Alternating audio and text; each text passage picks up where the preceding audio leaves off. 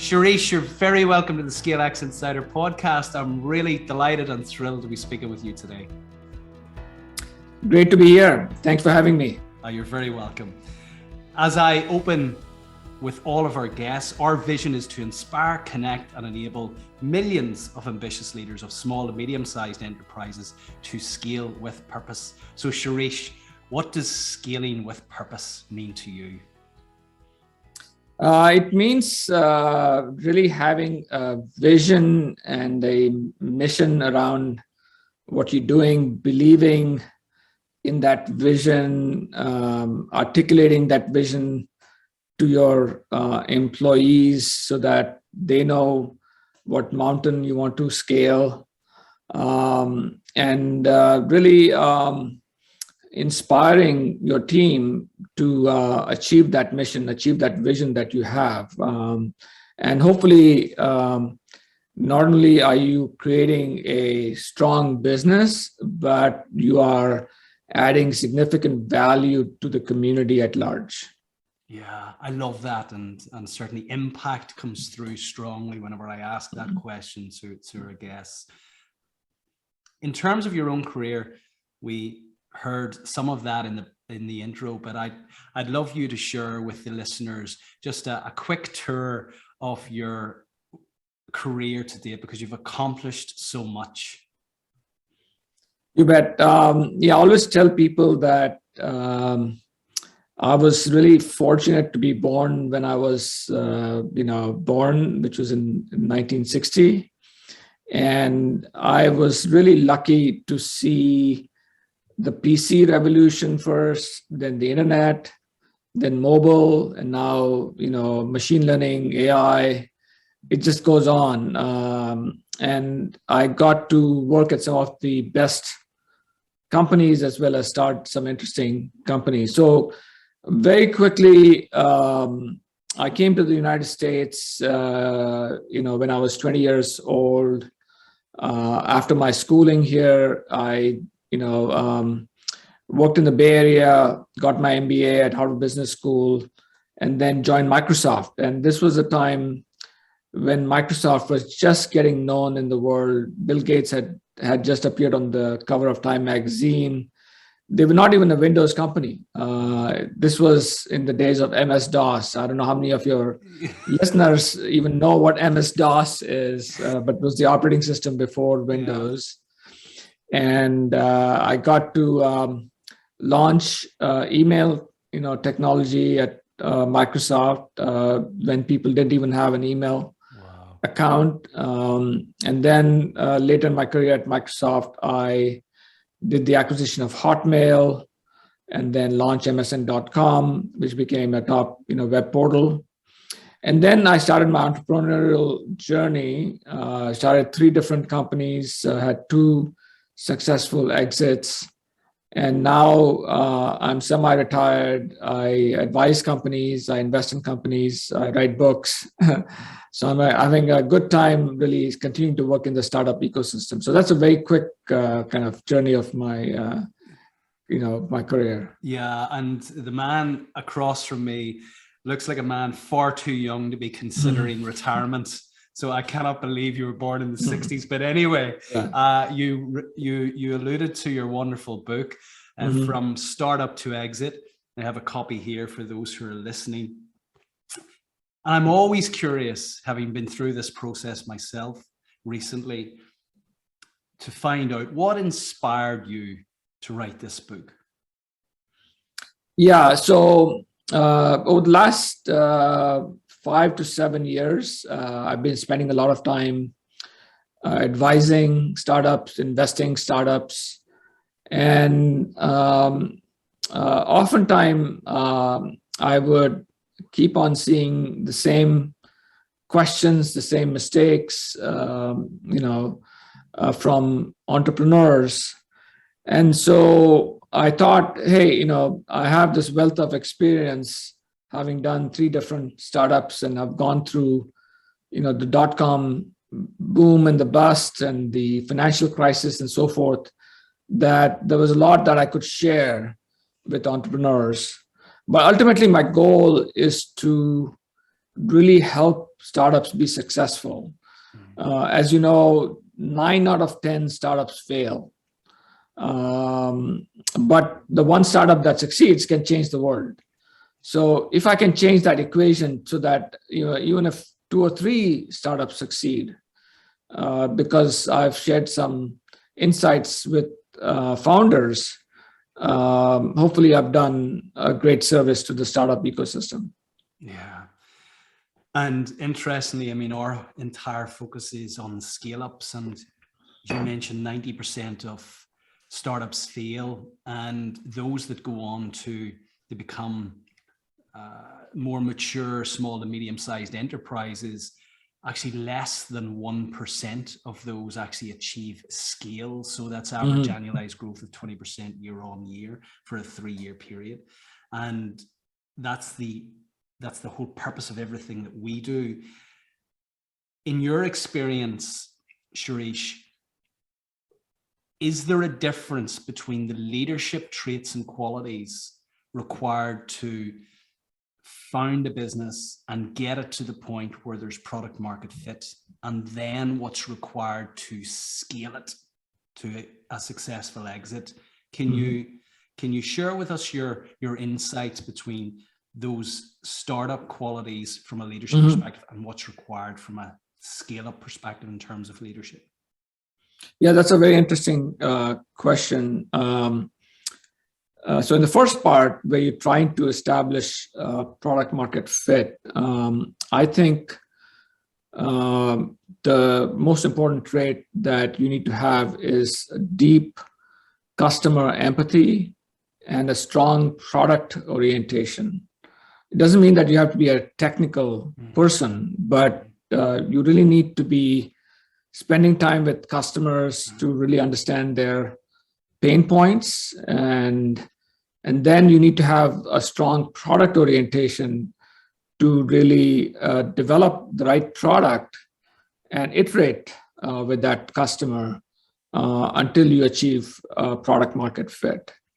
But once you have product market fit, then it's a different challenge. Now you have to develop a go-to-market strategy, a sales strategy to scale the company, to get customers and drive revenues. So for that, I think you need to have a strong business sense, a strong sense for how to reach customers, how to excite them, how to get them to try out your product and ultimately buy your product. So again, you don't need to be somebody who's a salesperson or a VP of marketing, whatever. What you need to do is have a really good sense for how to reach customers and how to excite them to buy a product. So those are the 2 different sets of skills that you need to have. First, when you're trying to establish product market fit, and second, when you're trying to scale up your company. Yeah, the 7th principle of our ScaleX framework is proposition, and we assert, leaders need to understand the need they're servicing or the problem that they're solving, and in order to do that, they need to spend time with customers. Now, clearly, you guys obviously did that with Live Mocha. You reached more than 15 million customers worldwide with your language learning product, and actually I've had experience of the Rosetta Stone whom you sold it to. We actually seconded a young guy from Northern Ireland to Brazil, and he learnt Brazilian Portuguese within 6 months using your product. So I'm really curious to understand, how do you reach 15 million customers globally? What are the various inflection points and the key learnings that you can share with the listeners in terms of reaching customers at a global level, 15 million? Yeah, that was widely beyond our expectations. But I'm a key believer in writing technology waves and transformations as a way to really scale up your business. So we launched Live in 2007, and that was a time when broadband internet was becoming more and more prevalent. You had the emergence of social networking, so Facebook and Twitter were becoming more and more popular, and people were comfortable, interacting, socially with other folks on the internet. And so with Live we pioneered the notion of delivering language learning, not through a CD-ROM, but over the internet, and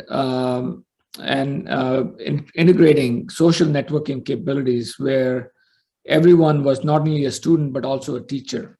So if I was a native English speaker learning Spanish, I could teach English to somebody in India or China, and somebody in Mexico could help me learn Spanish.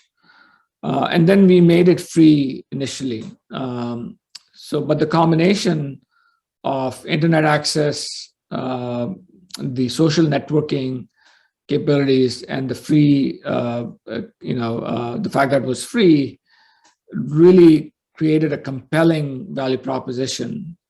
And then we got tremendous coverage in the news publication. I remember we got coverage in the New York Times. And New York Times is not just a US newspaper, as you know, it's also an international newspaper.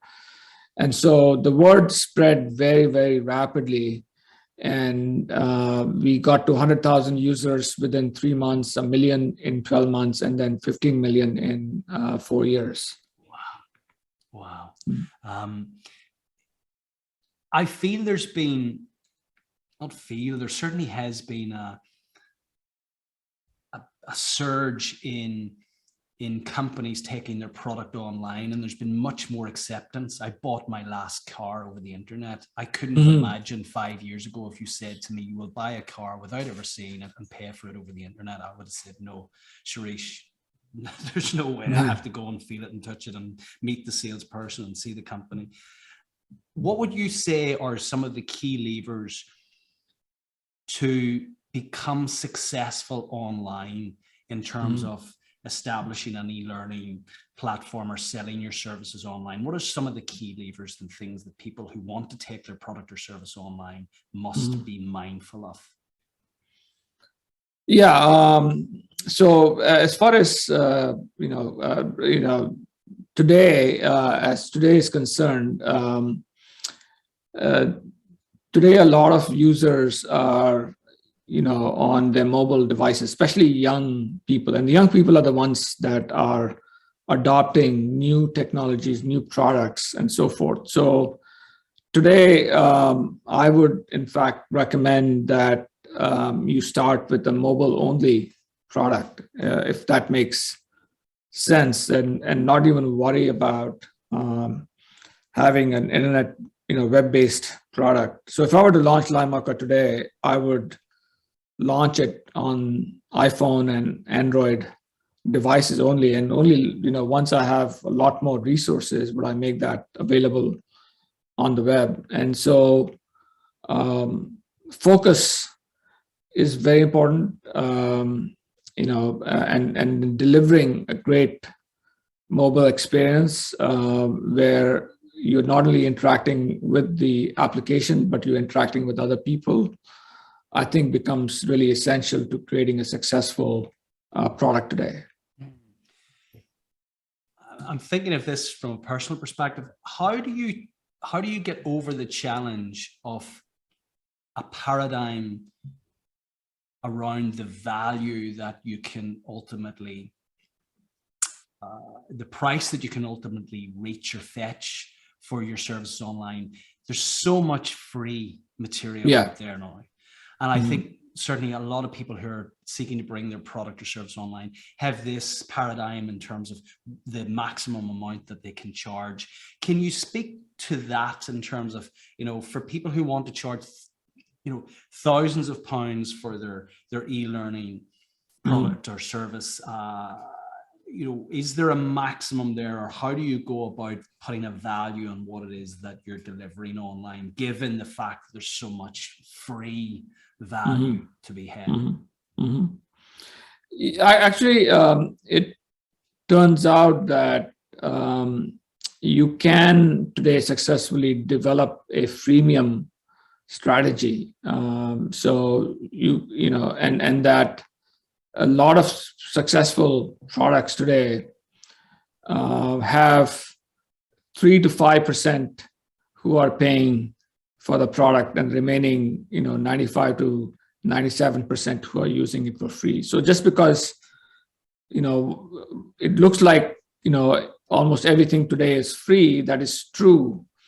But if you can develop a freemium strategy where 3 to 5% convert to paying users, that is sufficient to create a healthy business. I'll give you an example.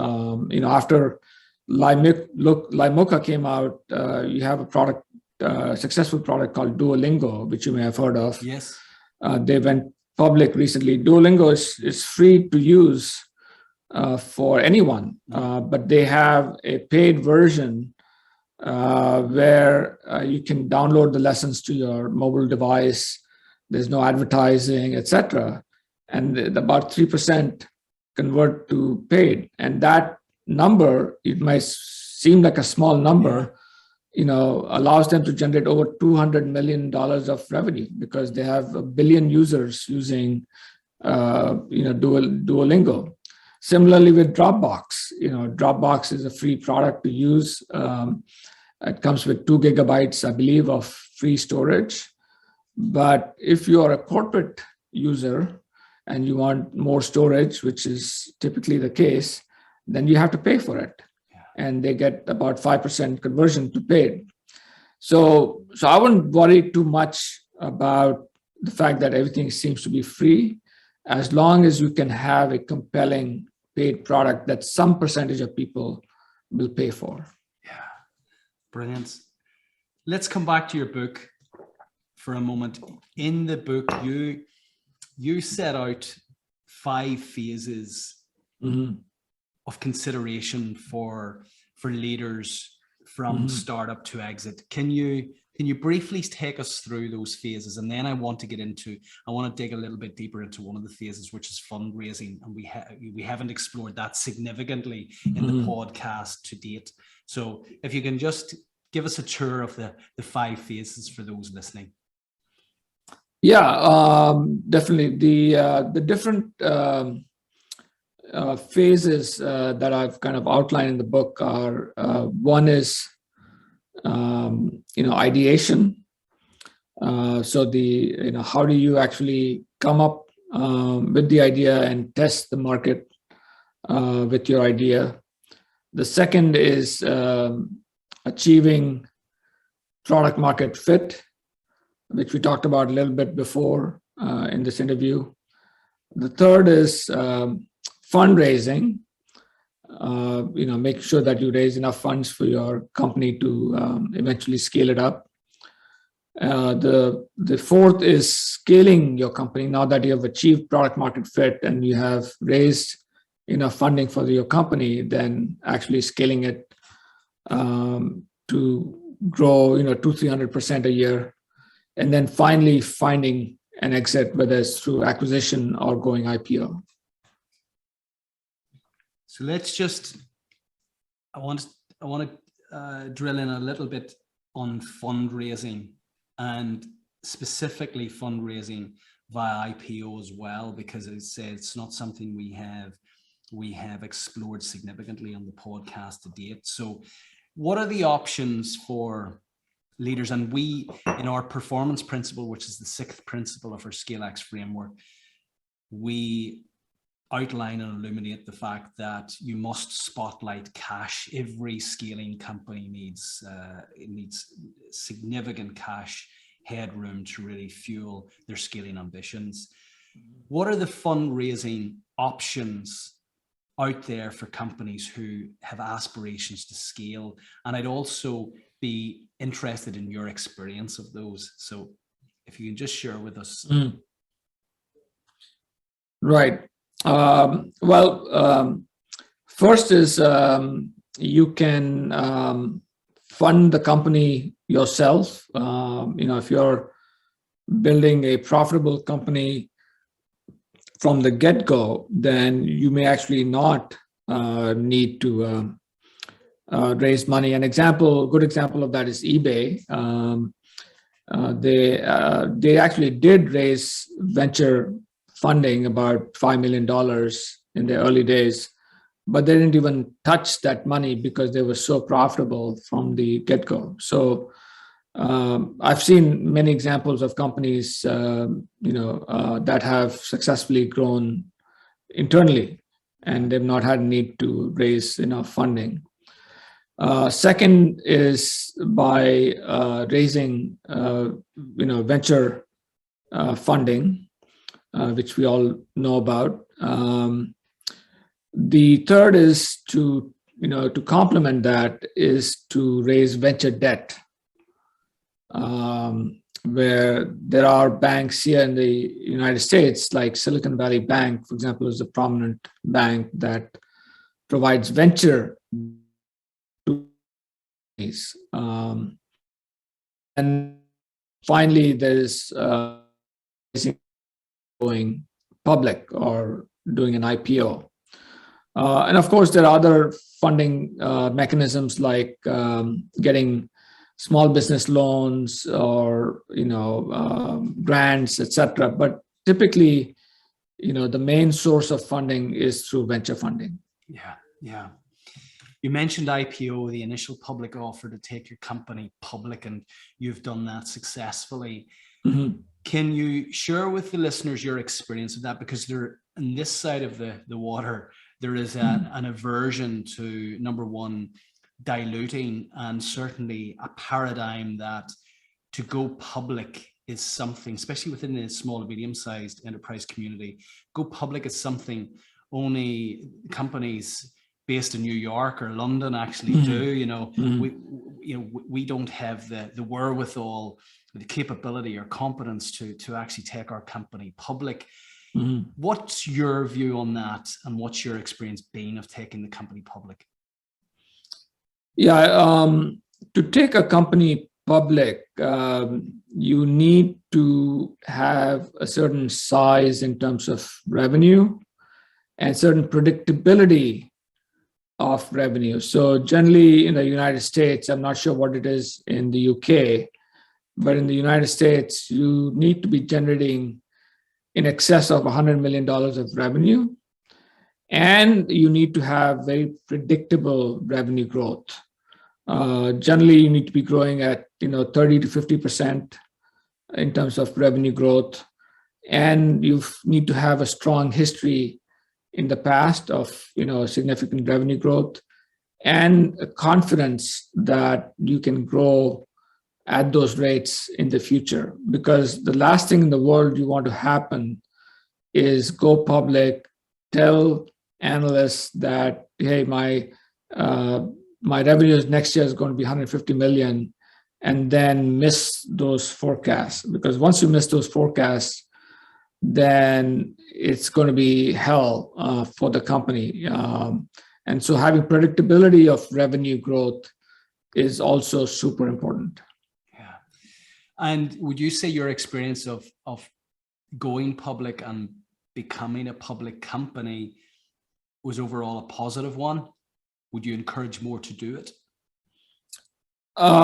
Yes. It gives you significant credibility with customers and the industry at large. It gives you the currency to go acquire companies. It institutes a certain financial discipline to make sure that all your finances are in order and so forth. So there are a lot of benefits.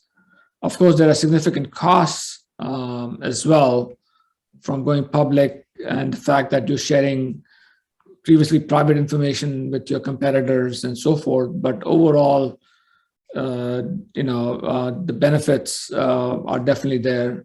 And then finally, your employees, who have all these options they need a way to convert those options into cash. And so they're also looking forward to the company going public. So for all those reasons, it's important that, once you achieve at least $100 million of revenue, that you need to strongly consider going public. You mentioned, the fourth phase being scaling prior to exit. Mm-hmm.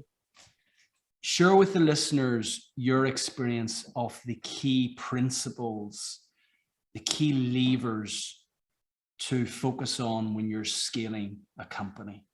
Mm-hmm.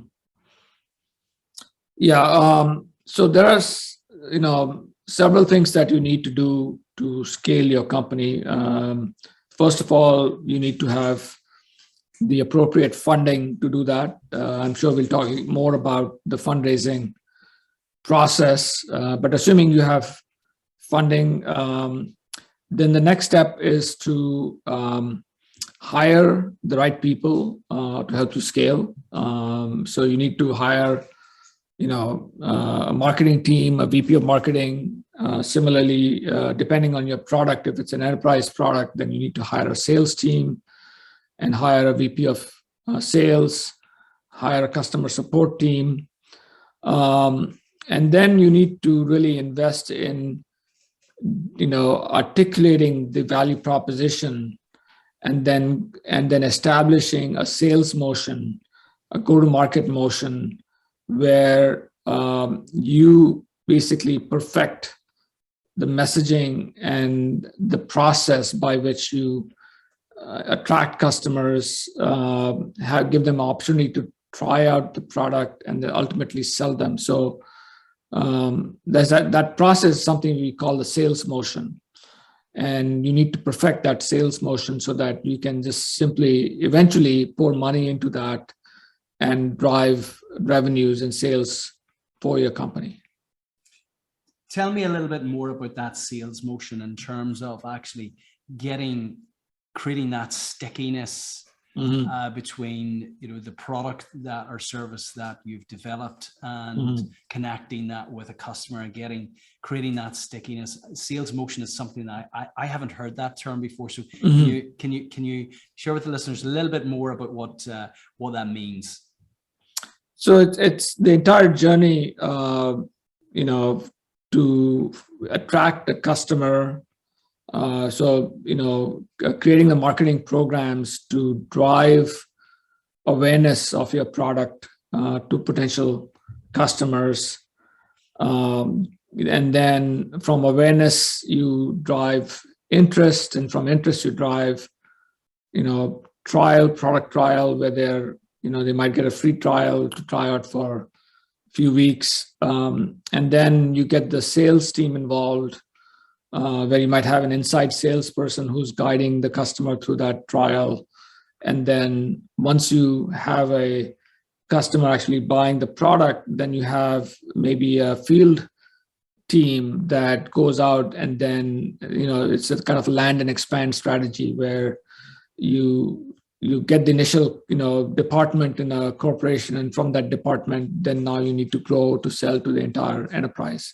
So that whole process is what I would call a sales motion, and you need to really perfect that so that you can then ultimately scale the company. Yeah, land and expand. I love that. In terms of getting the customers to evangelize about your product, what have you seen people do very well to get the customer to articulate the value of your product or service? Is there anything in your experience where you've seen customers or companies do that very, very well? Well, we did see that with Live Mocha. Largely, Live Mocha spread through word of mouth. So it all depends on the on the product. There are some products that are inherently viral, where in order to use the product, you need to get other people to use it as well. So, if you remember Skype, not many people use Skype anymore, but in the old days, in order to communicate with somebody in a different country, a lot of people use Skype. Yeah. But in order to use Skype, you had to convince the other person on the other side to also use Skype, right? So your customer became the evangelist for your product, and that's what I would call an inherently viral product. And that was the reason why Skype grew to be a very large community of users, is because their users were actively promoting Skype to other people. Same thing we have seen with WhatsApp.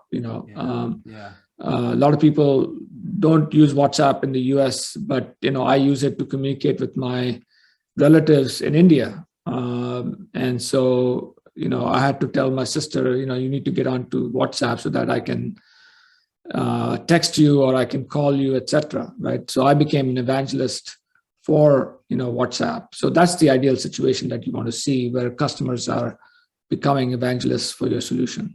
Yeah, it's interesting because WhatsApp, whenever we were conducting business in Asia and the Middle East, we felt that you must communicate formally via email. And what we found, the more we developed our business there, the more we visited, actually the main communication medium was WhatsApp. And we were kind of conflicted because we thought, no, this is for casual, informal use. You cannot communicate with customers through WhatsApp. But actually that became the main way that they were communicating. And I think you've got to lean into that and go with that, as opposed to try and ignore it and use traditional means. So and there's no question that has taken a huge amount of traction, WhatsApp, especially in Asia and the Middle East.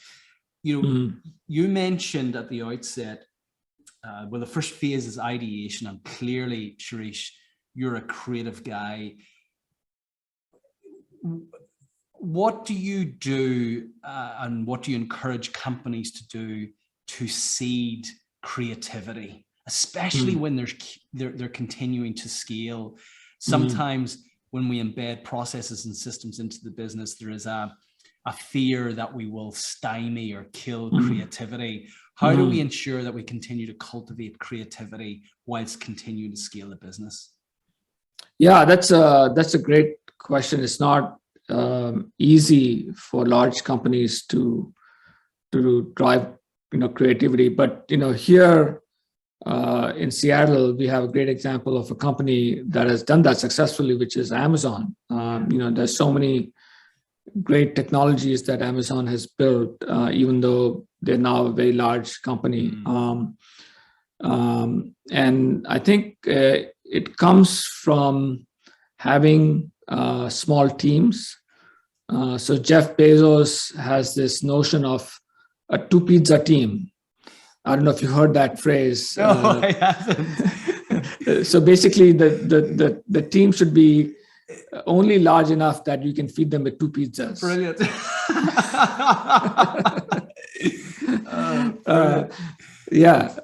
So I mean, that's true. I mean, that's so one is having a small team who are given a certain mission to invent and to create. Second is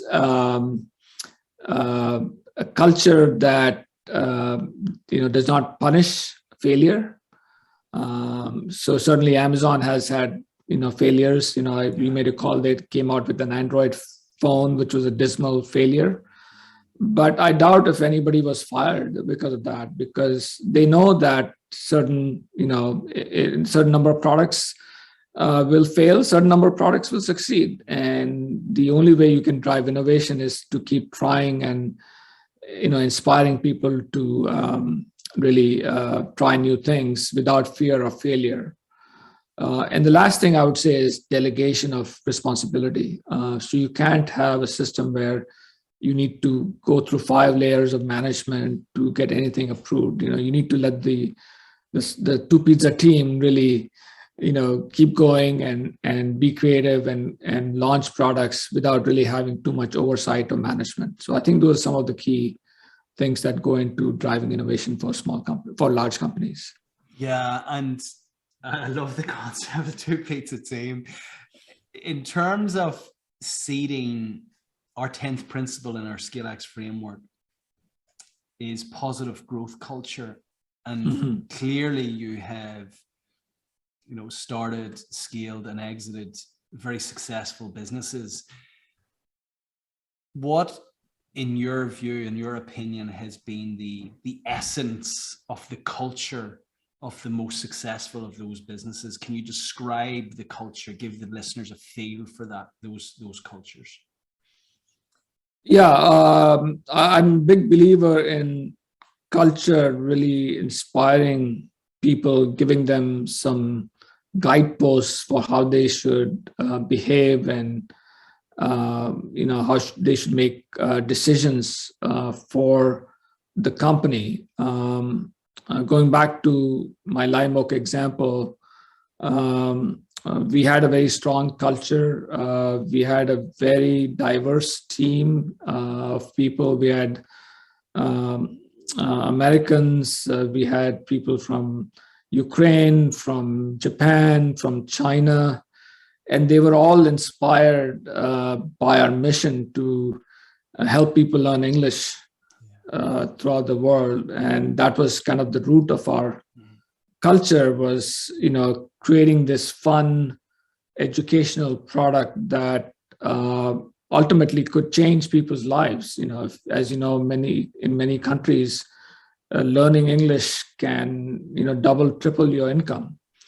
And so people were really inspired by that mission, and we had a strong culture of that inspired people and gave them a roadmap on how they needed to drive the company forward. So hopefully that's will give people a sense for what kind of culture you need to build within your own company.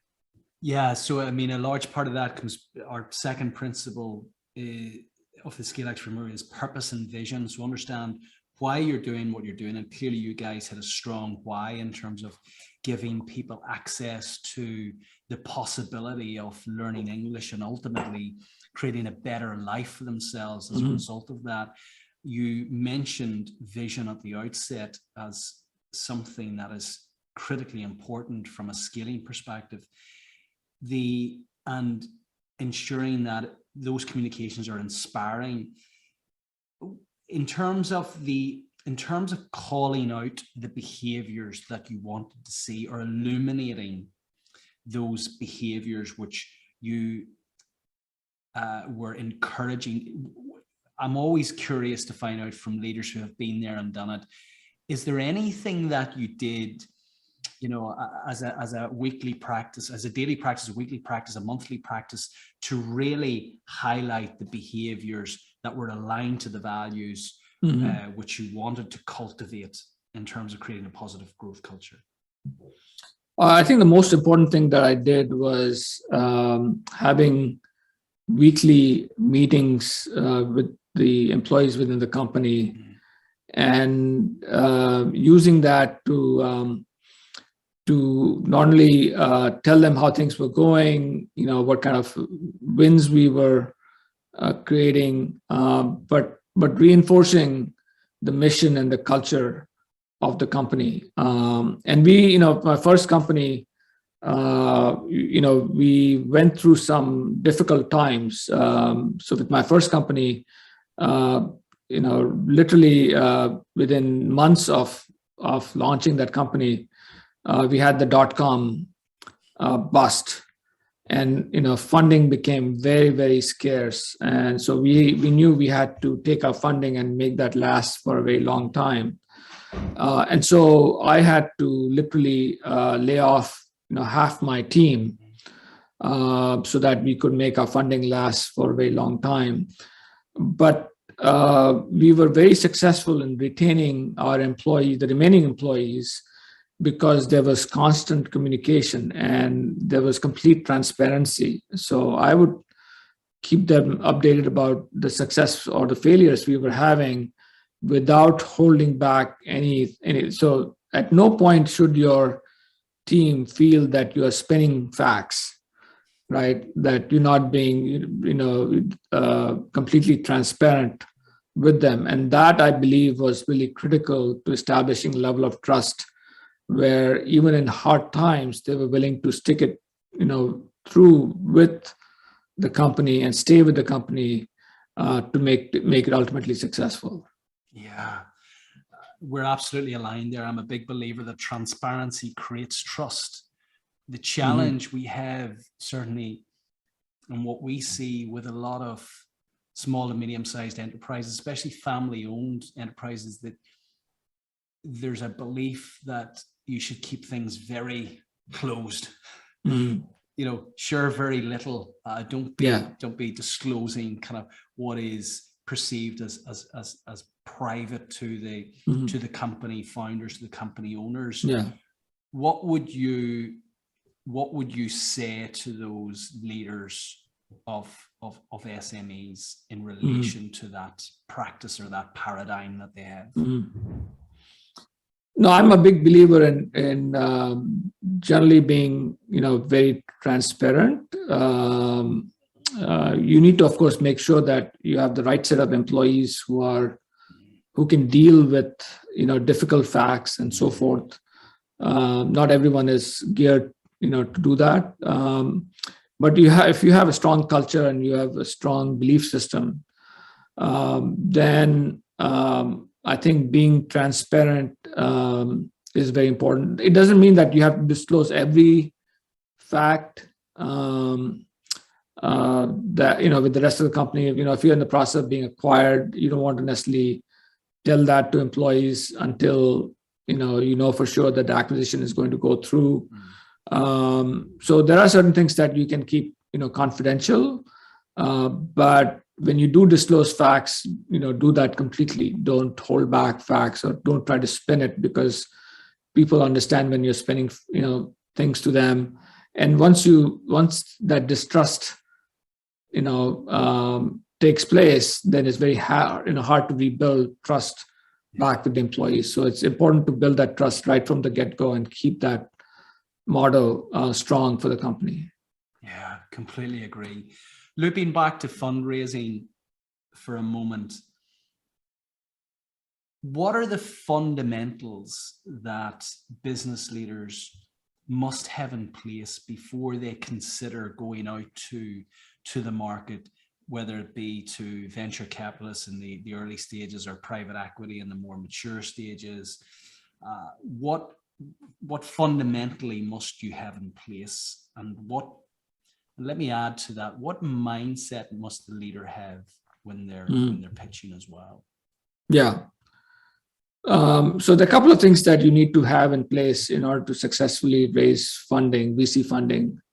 One is having a good core team in place. VCs want to make sure that they fund companies with at least 2 founders, so they don't really look very favorably to solo founders as much. It doesn't mean that when I say core team, it doesn't mean that you have to have a VP of every discipline, but you need somebody who's strong from a product perspective, strong from a technology perspective, and a good marketing person. That's sufficient to get the company going. So one is having a core team in place. Second is achieving product market fit, which we talked about earlier.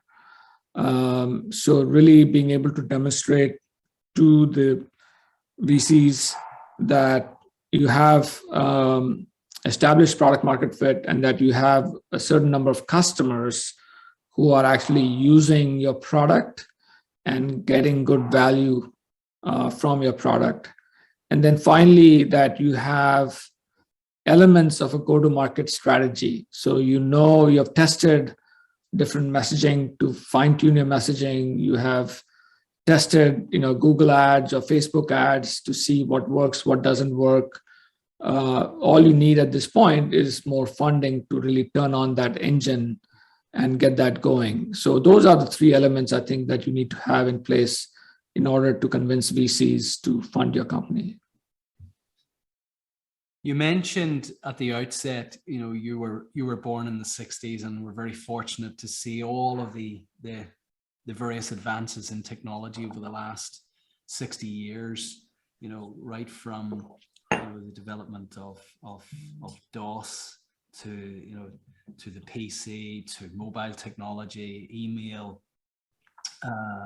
artificial intelligence now coming more to the fore. What would you say are the key technological advancements that you think our business leaders of aspiring scale-ups should be keeping an eye on or should be aware of as they continue to scale their businesses? Yeah, I would say that probably the most important technology today is artificial intelligence, machine learning. It's already transforming different industries. In fact, many of the applications today that you're using are being influenced by AI, ML technology, and a lot of digital transformation, automation that is happening because of AI and ML technology. So that's a critical technology that they need to understand and figure out how they can apply it to their, to make the company run more efficiently, more productively, and so forth. If you're in the financial industry, then Web3 crypto technology is something really important to understand because it has the potential to disrupt financial industries. So understanding that is also going to be very important for companies, especially in the financial space. Yeah, crypto's a whole podcast in its own right. Right. There's lots of different opinions on that. Speaking of different opinions, there's always been a healthy rivalry between Microsoft and Apple. Of course, you learned your trade in Microsoft. What do you think? What do you think Microsoft can learn from Apple, and Apple learn from Microsoft? Yeah, definitely. And I had a chance to work with Apple when I was at Microsoft. Clearly, what Microsoft can learn from Apple is building products that really delight customers and inspire them to be more creative, etc. I'm a big Apple fan myself. I have not only an iPhone, but I have a Mac and so forth. And I love the ease of use and the elegant design that, is true for any, Apple, product. As far as what Apple can learn from Microsoft, I would say sheer competitive spirit. We were given responsibility at an early age at Microsoft, and we were Bill Gates is known to be extremely competitive person. And so were the people who worked at Microsoft. And we were the type of people who wanted to win at virtually, at all costs. And that was part of the culture at Microsoft. So certainly, Apple could. Right now, Apple is the dominant, device and so forth. But there will come a time when they're not necessarily dominant, and having a strong competitive spirit will help the company. Yeah, and it's interesting because Microsoft, as you well know, Shirish, has only had 3 CEOs: Bill Gates, Steve Ballmer, and now your fellow countryman, of whom you must be very proud, Satya Nadella. Now, looking on and an admirer of Satya Nadella's, and certainly his book Hit Refresh, a wonderful book, his leadership style is very different from what we've seen with Bill Gates and Steve Ballmer. I'm not sure if you've had any exposure to Satya Nadella, but how would you characterize Satya Nadella versus what you've seen with Bill Gates and Steve Ballmer? Because clearly, he has been an incredible success story in terms of kind of what he's done there to scale the business and increase the market capitalization significantly. So what's your observations of his leadership style versus the other two? Both Bill Gates and Steve Ballmer, as I mentioned, were extremely competitive. It was a culture of, not suffering fools gladly. They would literally yell at employees and managers, etc., because they were so, not that they were bad people or anything, but just they were so competitive. They didn't want to, suffer fools gladly. Whereas I believe Satya is a more collegial person. He's built a very strong culture of cooperation. It was hard, within Microsoft when we had different divisions for different parts of the company to work together because there was so much competition internally as well. Whereas I think Satya has created a more collegial, cooperative culture.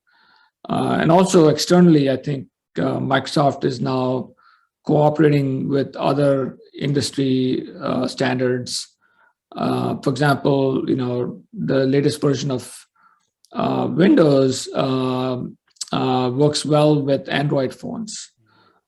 So that's a good example of where, previously under Bill Gates or Steve Ballmer, that you never think that would happen. Whereas with Satya, that's something that is, he understands it makes sense. That's what customers want. So we need to go deliver that to our customers. And for young aspiring leaders of scale-ups today, who would you recommend they take their, their modeling from? Should it be from Bill Gates or from Satya Nadella? Well, I think it depends on which stage of the company you're in. I think,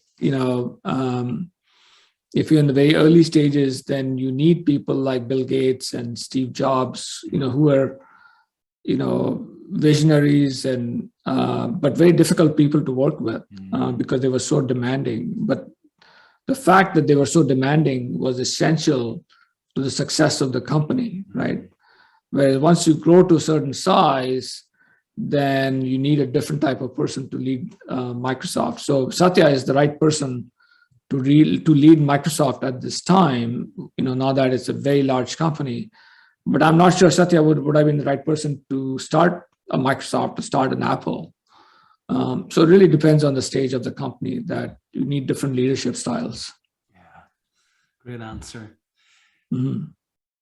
In closing, I always pose a question to our guests, and you've had such a rich career to date, Shirish, and you will continue to have, given this youthful experience and energy that are appearance and energy that I'm engaging with here.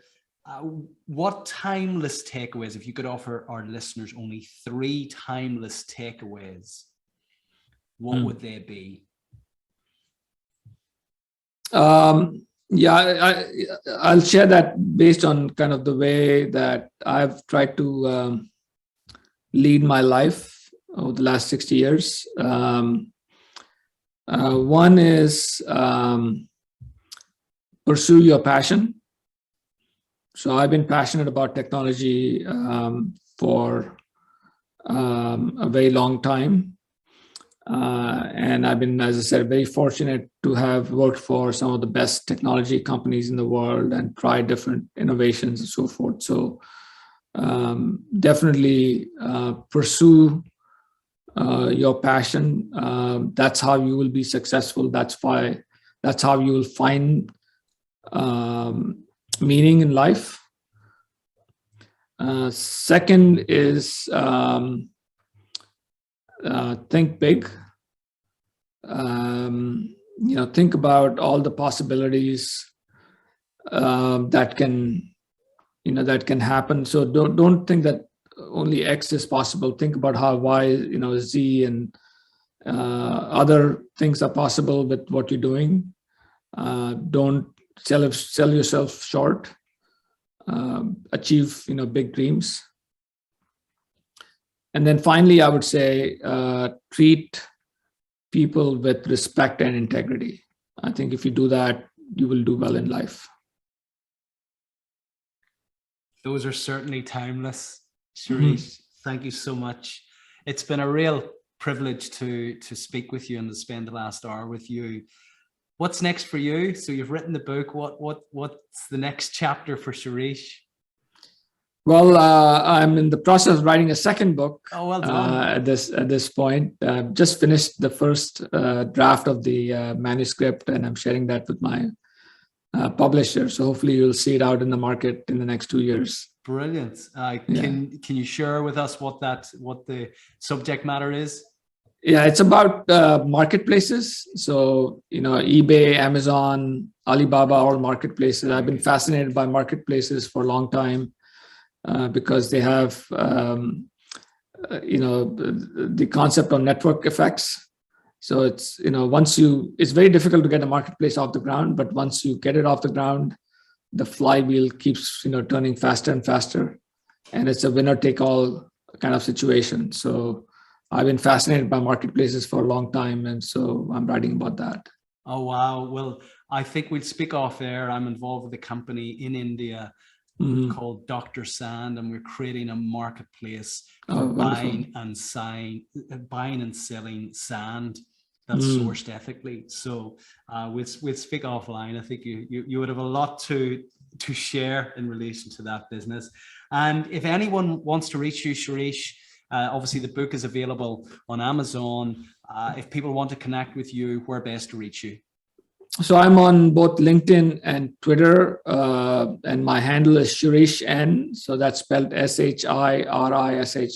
And I welcome anyone to connect with me on LinkedIn or follow me on Twitter. Great. Well, look, I wish you all the very best in the future. I wish you every success with your latest book and with writing your new book, and continue to pursue your passion with great health, to continue to think big. And I've really enjoyed the conversation today. So take care. Thank you. Yeah, thank you very much. I've really enjoyed the conversation as well. Look forward to seeing the podcast. Thank you so much. Okay.